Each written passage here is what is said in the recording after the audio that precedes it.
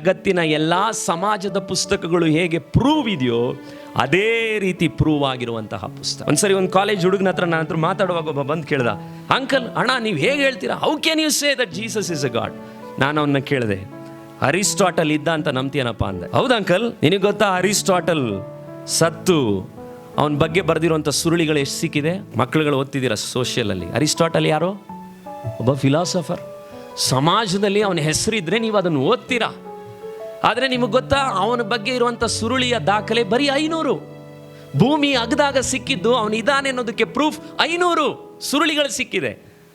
Caesar ಅನ್ನುವಂಥ ಒಬ್ಬ ರಾಜ ಇದ್ದ. ಎಷ್ಟು ಜನಕ್ಕೆ ಗೊತ್ತು? ಕೆಲವ್ರಿಗೆ ಮಕ್ಕಳುಗಳಿಗೆ ಮಾತ್ರ ಗೊತ್ತಿದೆ. ಸೀಸರ್ ಅಂದರೆ ಒಬ್ಬ ರಾಜ. ಇವತ್ತು ಅವನ ಹೆಸರನ್ನು ನಾಯಿಗಳಿಗಿಡ್ತಾರೆ. ಆದರೆ ಅವನೇ ಪೀಟರ್, ಯೋಹಾನ ಅವ್ರುಗಳನ್ನೆಲ್ಲ ಶಿಲುಬೆಗೆ ಸಾಯಿಸಲಿಕ್ಕೆ ಅವತ್ತಿನ ಕಾಲದಲ್ಲಿ ಹೊಡೆದು ಸಾಯಿಸಲಿಕ್ಕೆ ಬಂದಂಥ ವ್ಯಕ್ತಿ ಆ ರಾಜ. ಆದರೆ ಅವನು ಇದ್ದಿದ್ದಕ್ಕೆ ಪ್ರೂಫ್ ಏನು? 75 ಸುರುಳಿಗಳು ಸಿಕ್ಕಿದೆ ಭೂಮಿ ಒಳಗಡೆ.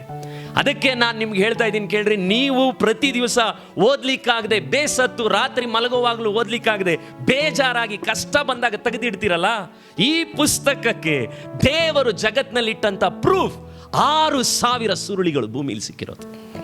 ಇಂತಹ ಪ್ರೂಫ್ ಇರುವಂತಹ ಪುಸ್ತಕ ಇವತ್ತು ನಾವು ನೀವು ಏನು ಮಾಡಿದ್ದೇವೆ? ನಂಬ್ತಾ ಇದ್ದೇವೆ.